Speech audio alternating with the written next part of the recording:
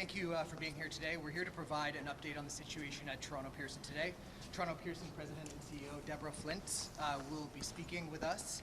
We're also joined here today by Toronto Pearson Fire, Mississauga Fire, Peel Regional Paramedic Services, and Peel Police. Deborah will not be taking questions today, but we'd like to welcome her up at this time. Very good. Thank you very much. Deborah Flint, President Pearson, CEO of Toronto Pearson. I've just come over from our Emergency Operations Center, and I'm here to give you a statement on what events transpired here today at Toronto Pearson. First and foremost, there was no loss of life. And this is in due part to our heroic and trained professionals, our first responders at the airport. So the facts of the matter around this event that happened at approximately 2:30 p.m.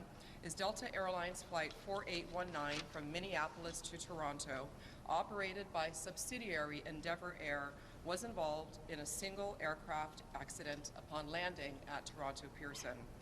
The plane was carrying 4 crew and 76 passengers, among them 22 Canadians. The other passengers were multinational. Airport emergency workers mounted a textbook response, reaching the site within minutes and quickly evacuating the passengers. We stood up our Emergency Operations Center with Delta Airlines and representatives from fire, police, paramedics, security, and our federal agency partners. Again, there were no fatalities. 17 injured passengers were quickly taken to local area hospitals. At this time, we do not know of any of those passengers having critical injuries. We immediately halted further arrivals and departures on our remaining 3 runways. Those runways were reopened at approximately 5 p.m. The other runways are remaining to serve the investigation, which will be carrying forward for the rest of tonight and into the next several days. These 2 runways will remain closed while the investigation takes place. Again, we are very grateful that there was no loss of life and relatively minor injuries. We are very focused on the care and the concern and the passengers and the crew, some of whom have already been reunified with their friends and their families.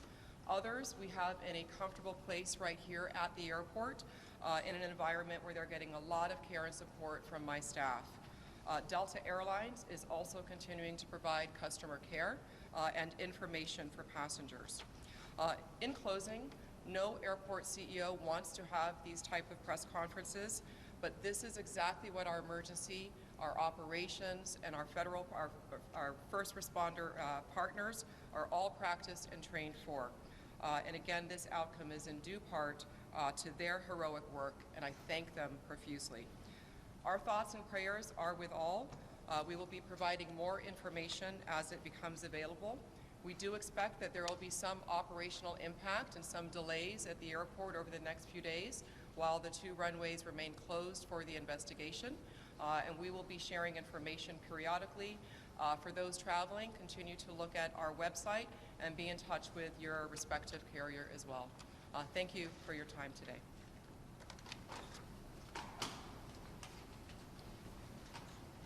Thank you, Deborah. We're going to continue posting Toronto Pearson updates, operational updates on our X account, so be sure to follow us there. Thank you all for joining us.